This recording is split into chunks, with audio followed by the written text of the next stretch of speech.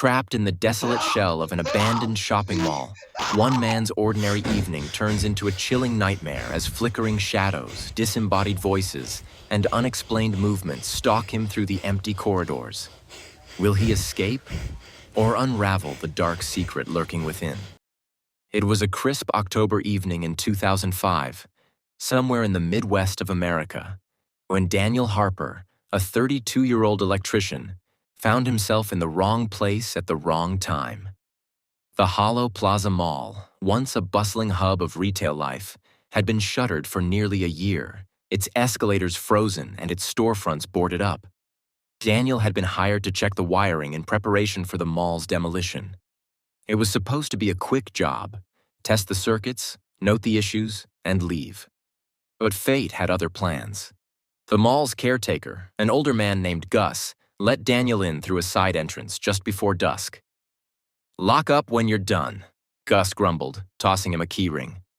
"I'm heading home. Don't get lost in there." Daniel nodded, unfazed. He'd worked in eerie places before. Old factories, crumbling warehouses. An empty mall didn't scare him. As the sun dipped below the horizon, Daniel roamed the cavernous interior, his flashlight cutting through the gloom. The air smelled of dust and mildew, and the faint hum of his multimeter was the only sound breaking the silence. He finished his work faster than expected, scribbling notes about frayed wires and burnt-out panels. By 9 p.m., he was ready to leave. He trudged back to the side entrance, fishing the keys from his pocket, only to find the door wouldn't budge. The lock turned, but the frame seemed jammed. He pushed harder, then kicked it. Nothing. "Great," he muttered, his breath visible in the chilly air. He tried his phone. Dead. The battery had been full when he arrived, but now it was a useless brick. Annoyed but not yet worried, he decided to find another exit. The mall was huge with multiple doors. One had to work. That's when he first noticed the shadows. As he crossed the main concourse, his flashlight beam caught something. A flicker of movement along the wall. He froze, swinging the light back. Nothing.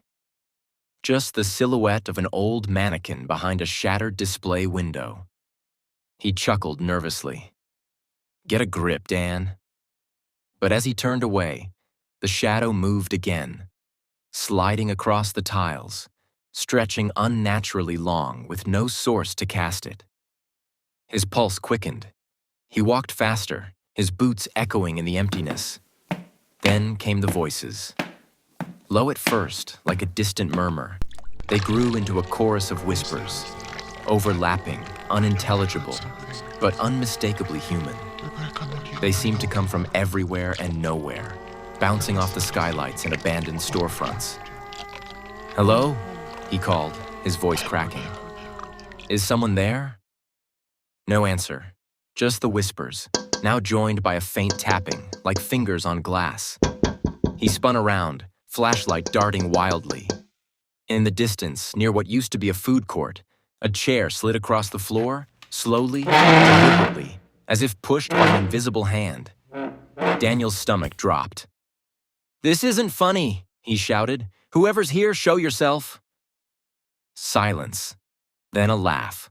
A low, guttural sound that sent a shiver down his spine. It came from behind him.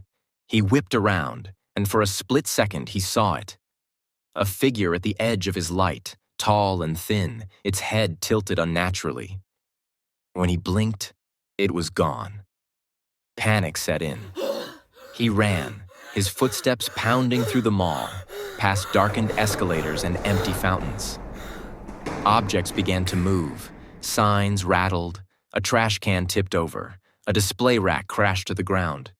The whispers grew louder, angrier, chanting words he couldn't understand.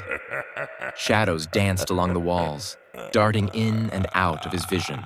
Some humanoid, others twisted and grotesque.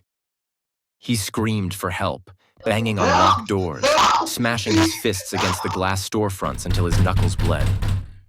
"Somebody, please." But the mall swallowed his cries, trapping them in its hollow belly. Hours passed, Or maybe minutes. Time blurred in the chaos. Exhaustion overtook him, and he slumped against a pillar, clutching his flashlight like a lifeline. That's when he heard the footsteps. Slow, deliberate, they echoed from the upper level. He looked up through the atrium, and there it was again. The figure. It stood at the railing, staring down at him, its face obscured by darkness. Then it stepped forward and fell. No, floated, descending silently until it vanished into the shadows below. Daniel didn't wait to see more. He stumbled to his feet and ran again, blindly navigating the maze of corridors until he reached the main entrance. The towering glass doors loomed ahead, locked tight with a chain. He grabbed a metal bench and hurled it at the glass. It cracked but didn't shatter. Again and again he swung, sobbing with desperation, until finally the pain gave way in a deafening crash. He scrambled through the jagged hole, cutting his arm on the shards, and collapsed onto the pavement outside. The cold night air hit him like a slap, and he gulped it down, trembling. Behind him, the mall stood silent once more, its broken entrance gaping like a wound. When the police arrived the next morning, alerted by a passerby who'd seen the damage, they found Daniel sitting in the parking lot, dazed and muttering about shadows and voices. They searched the mall but found nothing.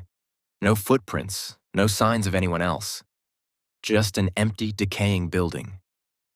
Daniel never returned to Hollow Plaza.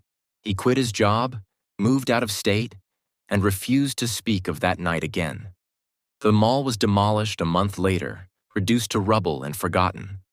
But locals still whisper about it. About the electrician who lost his mind, and the strange things he claimed to see in the dark. Some say it was exhaustion, a trick of the mind. Others wonder if something lingered in that abandoned place, something that didn't want to be alone.